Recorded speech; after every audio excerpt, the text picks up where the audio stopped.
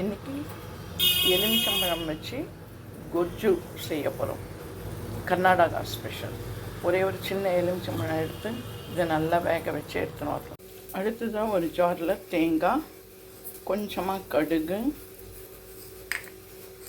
தேவைக்கான அளவு காரத்துக்கு எவ்வளோ காரம் தேவையோ நம்ம எடுக்கிற எலுமிச்சம்பழம் சைஸ் ஓகேவா, என்ன சைஸோ அதுக்கேற்ற மாதிரி காரம் எடுத்துக்கணும். காரம், கொஞ்சம் மஞ்சப்பொடி, இது எல்லாத்தையும் போட்டு நம்ம அரைச்சி எடுத்துன்னு வரணும்.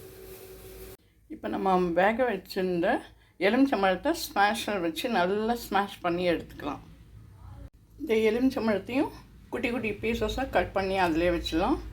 கொஞ்சம் கர்நாடகா ஸ்பெஷல்னாலே வெல்லம் இருக்கும், கொஞ்சமாக வெல்லம், ஏன்னா அது புளிப்பு இருக்குது இல்லையா, புளிப்பு, அதனால் இந்த ஸ்வீட்டும் சேரும்போது செமையாக இருக்கும். ஸ்வீட்டு, காரம். இப்போ இதில் மிளகாலாம் போட்டு அரைச்சிருக்கோம் இல்லையா, தேங்காய், மிளகாய், அந்த அரைச்சி விடுதையும் இதில் நம்ம போட்டணும்.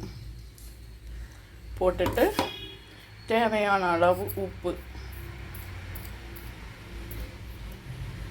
அதுக்கப்புறம் கொஞ்சமாக தயிர். இதுவும் புளிப்பாக இருக்கும், கொஞ்சம் புளிப்பில்லாத தயிர் எடுத்துக்கோங்க. தயிர் இதையும் விட்டுடலாம். அதுக்கப்புறம் இது எல்லாத்தையும் ஒன்றா மிக்ஸ் பண்ணிடலாம். ரொம்ப டேஸ்ட்டாக இருக்கும். சாப்பிட்டு பாருங்கள், செஞ்சு சாப்பிட்டு பாருங்கள், ஒரு டிஃப்ரெண்ட்டாக இருக்கும். அப்புறம் இதுக்கு தேவையான அளவு பெருங்காயம் போட்டுக்கோங்க. அடுத்தது நம்ம தாளிக்க போகிறோம்.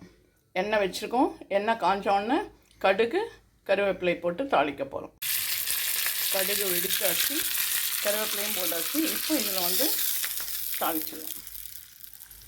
இது குயிக்காக நம்மளுக்கு இந்த ரெசிபி ரெடி ஆகிடும்.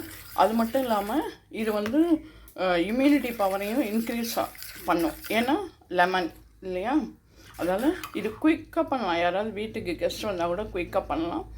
இதே மாதிரி நீங்களும் சுட சுட சாதம் செஞ்சு அதில் இதை விட்டு பிசைஞ்சு சாப்பிட்டு பாருங்கள், ரொம்ப நல்லாயிருக்கும். இதே மாதிரி நீங்களும் உங்கள் வீட்டில் செஞ்சு பார்த்து சாப்பிட்டுட்டு எப்படி இருக்குன்னு சொல்லி லைக் பண்ணுங்கள், ஷேர் பண்ணுங்கள், கமெண்ட் பண்ணுங்கள். மறக்காமல் நம்மளோட சேனலை சப்ஸ்கிரைப் பண்ணுங்கள்.